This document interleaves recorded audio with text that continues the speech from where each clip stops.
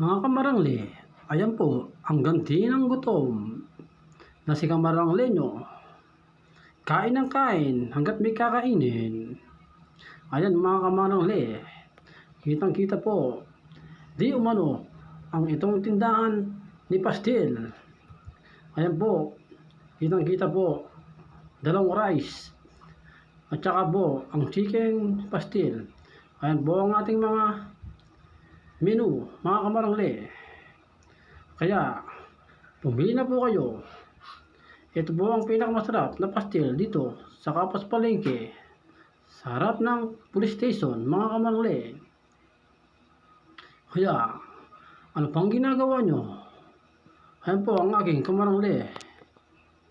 Ayan po mga kamarangli, ang kanyang pagsisiyasas sa kanyang tititindang. Narinig nyo naman po mga kamarangli, ang aming pastel. Ito po ay pinipila-pilahan ng mga estudyante dito po sa Dominican College. Kaya ito po si kamarangli, siya po ang nagtitinda. Ayan po, kitang-kita naman, may chili paste po yan, kalamansi at bawang. Kaya halina po kayo mga kamarangli.